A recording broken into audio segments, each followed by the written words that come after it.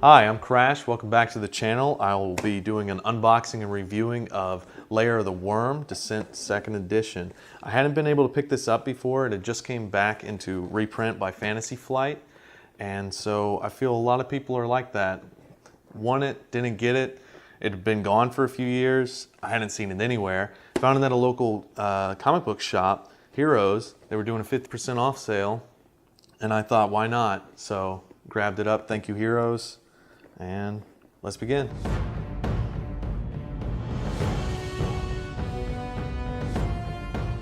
All right, I don't have the plastic on this still. I know a lot of people like that, but I had to know what I was getting into. So let's get into it. You'll have a little catalog. This is an ad, it's in everything. You can toss it, but I like checking off what I already own. Then you'll have the rule book, because not only is this an expansion for missions in the main game, you can do a mini campaign, so it has all the levels for that, and the rules for stuff like the treasure room that will come in it. We'll go over that in a minute. Then you'll have the map and the mini campaign map. So you will have the tiles, and you'll punch these out. There are some really cool ones. We'll go over these in just a second. And cards, tons of these, models, items and classes, and finally your character sheet, which is why I got it. So let's check out the cards first.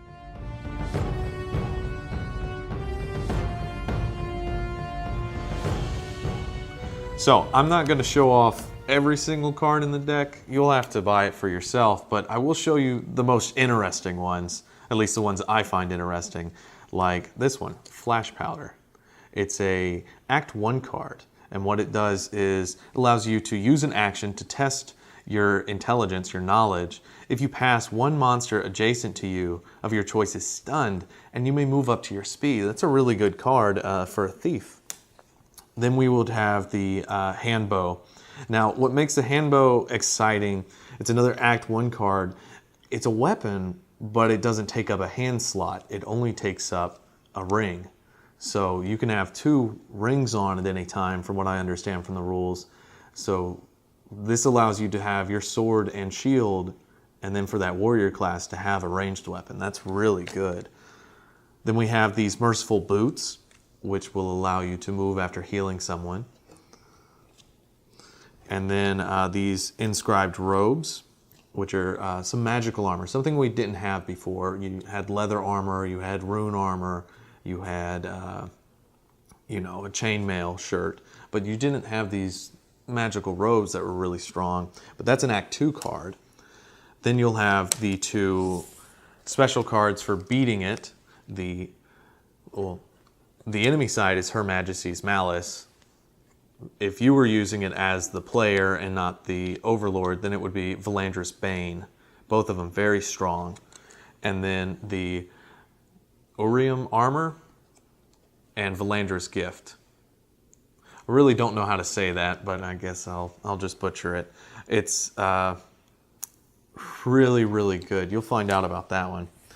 Then we have this card.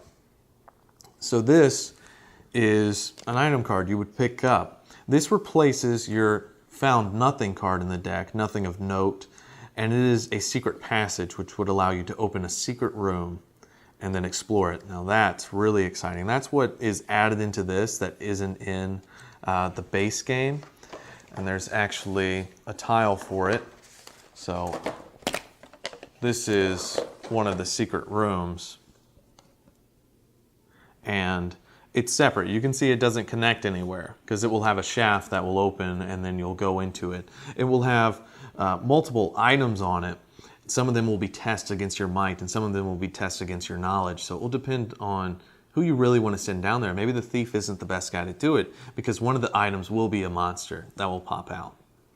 This person will get a great, object for the group, but they're going to be out of combat with everyone else. They aren't going to be fighting, some big bad boss while this is going on. So you're going to be down a man to get that gold. So are you greedy enough to do it?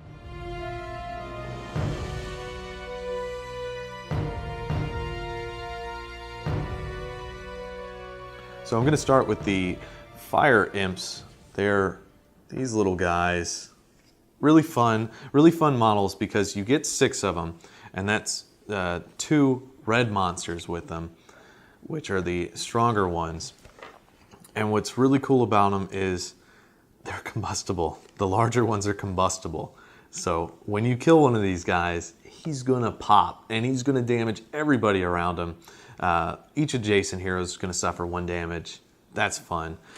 And on top of that, they have a new card called Burn that is exclusive to this expansion, just came out. This is a new condition card. So I'm gonna put it right there. A burning hero is going to suffer from a damage. Yeah. The end of each turn, you and each friendly figure adjacent to you is going to suffer 1 damage. That's big. That's a really good card. And so I'm excited to see these used because I've played the Overlord. I think we're moving on to using the app more than anything now. Second monster is this hybrid sentinel figure. This is the red one, the hero one, the leader of them. And then, of course, it will come with some white ones. It will actually come with 2 of them. So 3 in total. These guys are really strong. They're going to pick on your weakest character, not in health. Your least mighty guy, your mage in the back, he's not safe. These guys can fly right over everyone in front of them, any obstacle, and go right for that guy in the back and just start wailing on him. And they do a lot because this says it is a red and a blue early game, and that's pretty good. So they're going to get that. They're going to prey on the weak. They're going to do more damage to that mage on top of it. And then fire breath for the leader because he's part dragon. So that's going to be really nasty. Now next up is Valindra. She's the big bad boss of it. The main goal is to defeat her.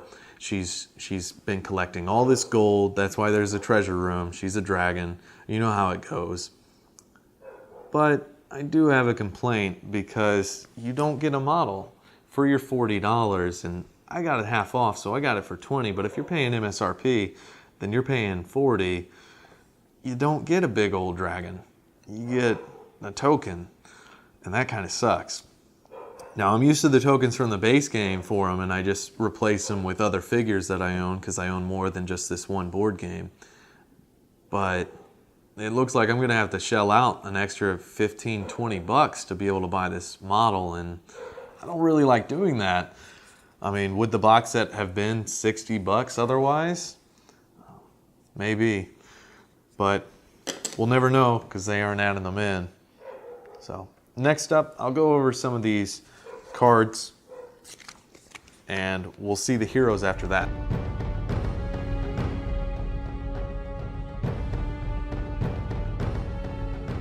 So now I'm going to go over some of these cards. Now, there's a new deck for the Overlord that is the Punisher deck, and I really like it.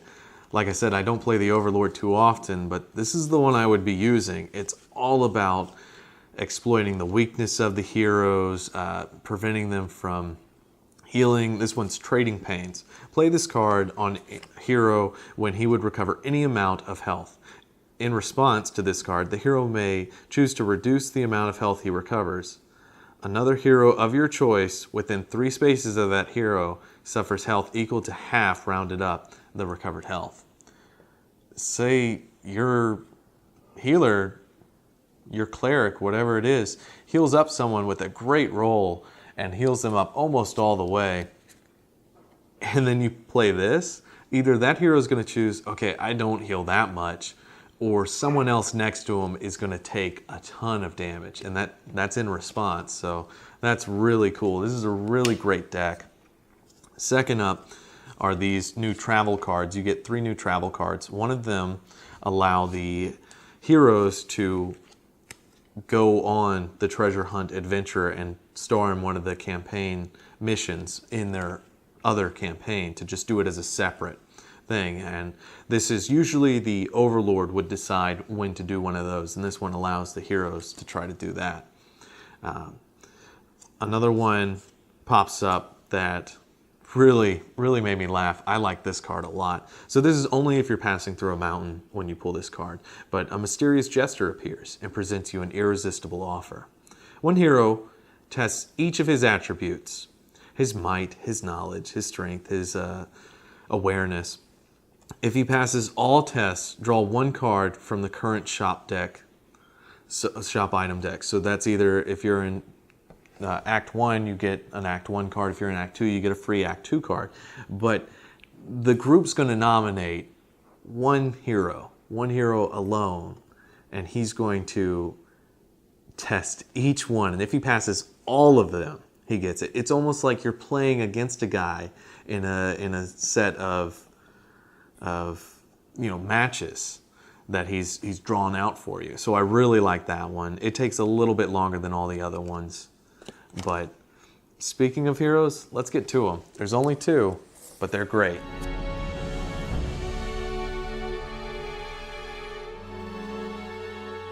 This is the final part of the video. It's going to be the heroes of the video, the stuff I'm most excited about. So I got it just because I wanted to play in the campaign Reinhardt the Worthy. So this guy is really strong, really cool, but most of all, I really like his new champion class. So this is different than the Berserker and the Knight of the main campaign. This guy, which you can use with any hero class, by the way, it's called the champion, but he's more the leader. He has a horn of courage and a worn greatsword.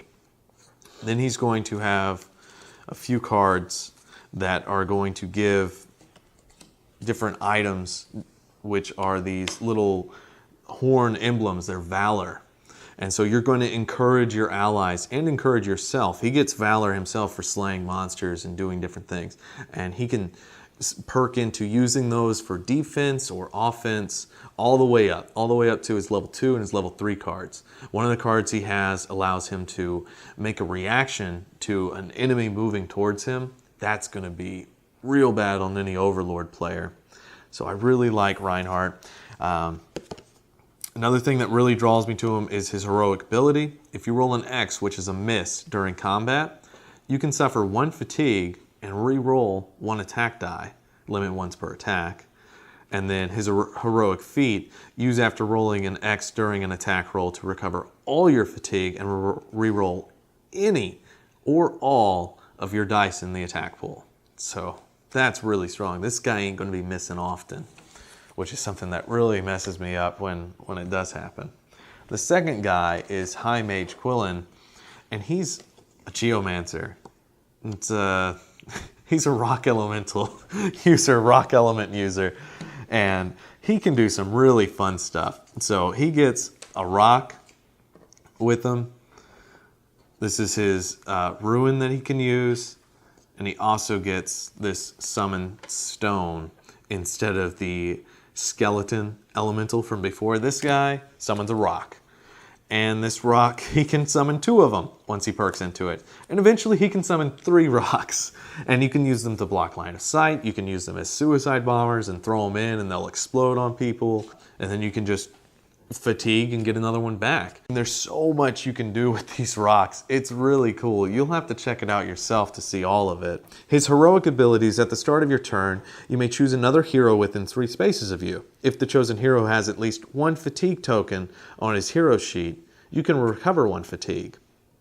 If he has fatigue tokens equal to his stamina, you can recover 2 fatigue. So if people are getting tired, he's getting more energy. Use at the start of your turn, this is his heroic feat, use at the start of his turn to increase your stamina by 4 for the remainder of this turn. That means he would have 8 stamina. At the end of your turn, recover all of your fatigue. That is crazy. That's so good. He has the ability to burst and just run and do what he needs to do better than pretty much anybody except maybe a rogue in it. But there it is. That is the finale. That's all I have on Descent. I have my likes and dislikes of some of the stuff in the box, mainly I really dig it. I love the 2 monsters that it comes with. I love the 2 heroes, especially my boy Reinhardt here. I'll be playing him in a campaign soon, hopefully. And I'm excited to get in it. So I'll see you next time. I'm going to have a review of some Mansions of Madness expansions that I picked up. And I'll see you then. If you'd like to leave a like or subscribe, it's always appreciated. And leave a comment below on what you'd like me to review next. I love buying board games and board game accessories. Well, until next time, this is Crash signing out.